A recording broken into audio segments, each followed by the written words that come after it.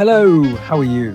I hope well. I'm doing very well, and here are a few different ways to style the leafing through box. Starting off with the FREDDIE'S Flowers classic vase, which we need to fill about a third full with room temperature water, and then put in your flower food. And here are some vibrant green Santini, which are from the chrysanthemum family.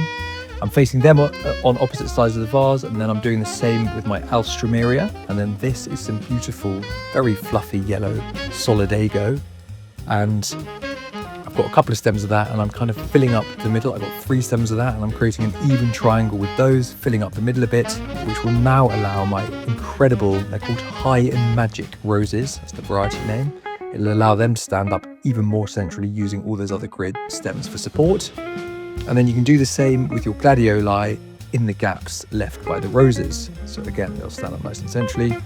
Look at these are little craspedia, lovely quirky pops of yellow. I absolutely love them. They dry really well. And look at that bunch, so colourful.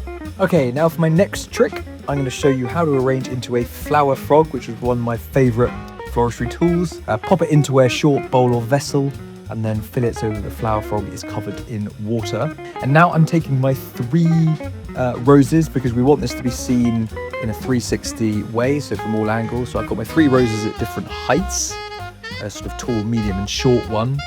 And then with my solidago, I'm using that as a bit of texture to just fill the gaps. So we get it all at slightly different heights, but not quite as different as the roses. My alstroemeria, I'm doing the same as the roses now, but at different angles. So you'll see I've got a short alstroemeria, then a tall one kind of in the gaps, and then I've got another kind of medium one in there as well. And then I'm just going to finish off with my craspedia kind of dotted throughout. It looks very, very pretty indeed. And then you can take some of the foliage leaves and cover up the frog a little bit. So there we go.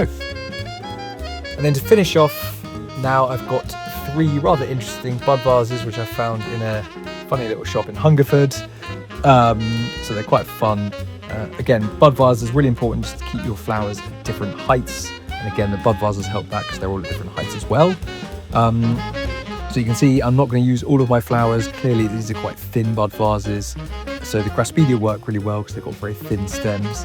Then I'm taking a different stem from the arrangement and using one in each of the bud vases. So a rose, an alstroemeria and a gladioli. And again, just a bit of fun. If that was scattered up your table with some lovely candlesticks, it would look really good.